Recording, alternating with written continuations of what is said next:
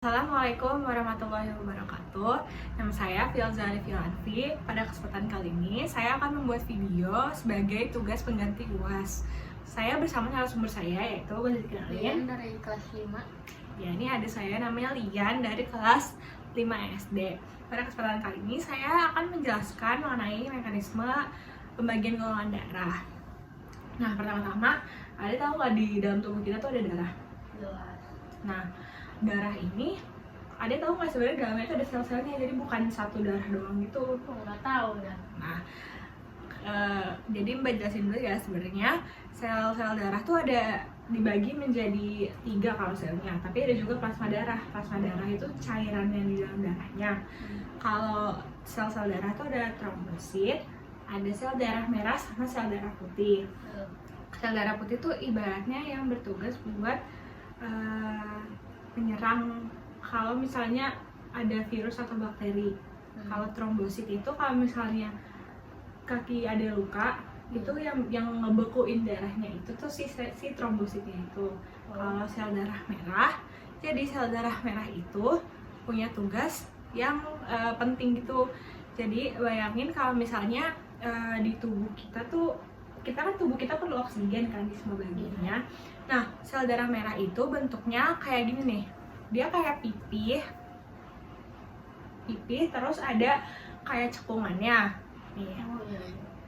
Nah, cekungan itu tuh ibaratnya bisa ngebawa oksigen, bisa ngikat oksigen. Nanti dia ke seluruh tubuh buat ngasihin oksigen itu ke bagian-bagian tubuh yang lain. Kamu tahu transfusi darah nggak, Dek? Kayak pemindahan darah. Iya, kayak transfer darah gitu antara manusia ke manusia lainnya. Nah, sebenarnya transfusi darah itu nggak bisa sembarangan, kayak nggak bisa misalnya dari kamu ke ayah gitu, itu nggak bisa sembarangan. Kenapa nggak bisa sembarangan? Karena di sel darah ini tuh sebenarnya punya kayak khususnya gitu loh, kekhususan masing-masing yang bikin nggak sembarangan orang bisa saling transfer darah. Jadi misalnya gini, di sel darah, tadi tahu kan sel darah merah itu bentuknya kayak apa? Kayak bentuk O gitu. Ya, pipih terus ada cekungannya kan. Ya. Nah, di permukaan sel darah merah ini itu tuh ada protein yang namanya antigen. Protein ini tuh digunain buat apa ya? Ibaratnya ngebedain sel darah merah dengan sel darah merah lainnya. Nah, antigen ini tuh ada antigen A sama antigen B. Jadi golongan darah tuh dibagi jadi 4 yang golongan. Kamu tahu apa aja coba? A, B, O, A sama AB. Ada 4 kan? Itu tuh sebenarnya dibagiin berdasarkan antigennya gitu. Jadi orang yang golongan darahnya A itu orang yang permukaan sel darah merahnya punya antigen A. Oh iya. Ya, sedangkan orang yang golongan darahnya B itu berarti dia punya permukaan sel darah merahnya antigennya B. ya B. Kalau orang yang golongan darahnya B berarti permukaannya apa? Permukaan sel darah merahnya punya antigen apa? Ada dulu. Ya, A sama B. Terus kalau misalnya O berarti kayak gimana? Nggak punya. Ya benar, kalau O berarti dia nggak punya antigen A atau B gitu. Tapi sebenarnya kenapa sih jadinya malah orang yang transfusi darah tuh kayak A nggak bisa ke B, O nggak bisa, B nggak bisa ke O gitu.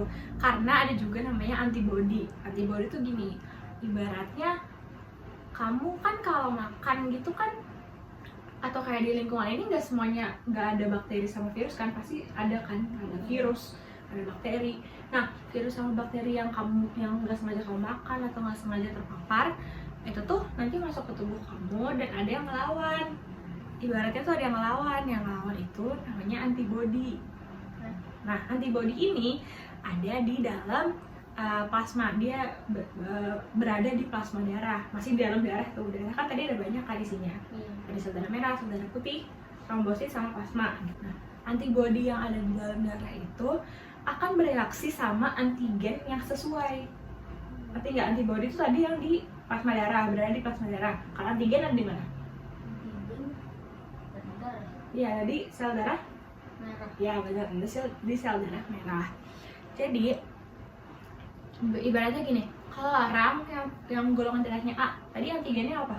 A. Antigennya A. Gara-gara antigennya dia A, jadi dia punya antibody untuk anti B. nggak berlawanan gitu. Hmm. Jadi kalau orang yang golongan darahnya B, berarti dia antigennya B kan? Iya. Berarti antibodinya apa? A. Ya, antibodinya tuh anti A Iya. gitu. Kalau orang yang golongan darahnya AB, tadi kan antigennya A sama B. Berarti dia antibodinya apa?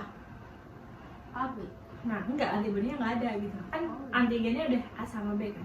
Iya. Nah, berarti kalau golongan darah O, kalau golongan darah O nggak punya antigen apa-apa. Berarti karena dia nggak punya antigen apa-apa, berarti antibodinya adanya apa? AB. Ya benar, dia punya antibodi A sama B.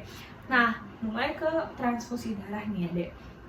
Kalau misalnya transfusi darah, ibaratnya gini, ayah kan golongan darahnya B, Iya. kamu kan golongan darahnya O. Hmm.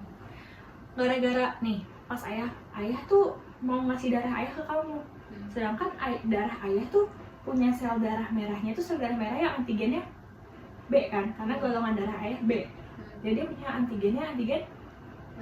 ya. Jadi pas darah ayah masuk ke badan kamu kan O.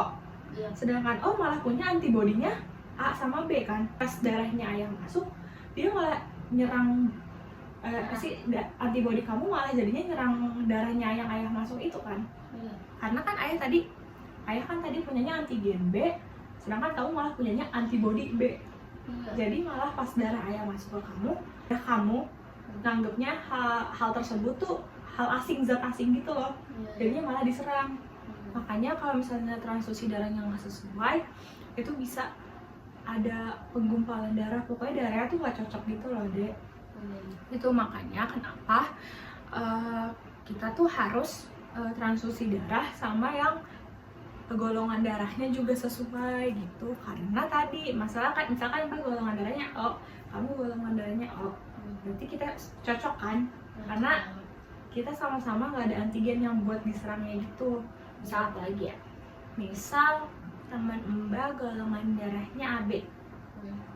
Kalau golongan darah AB berarti antigennya apa? Yang di sel darah merah dia tuh adanya antigen apa? Antigen AB. Ya, antigen A sama B. Sedangkan tadi di darah kamu, pas dia mau transfusi darah ke tubuh kamu malah punya antibodi AB. A sama B, anti A sama anti B. Jadi yang up nyerang dong. Iya. Iya, kayak gitu. Jadi apakah kamu sudah mengerti kenapa golongan darah dan kenapa kita harus transfusi darah sama golongan darah yang sesuai? Iya. Oke, terima kasih. Sekian penjelasan dari saya. Wassalamualaikum warahmatullahi wabarakatuh.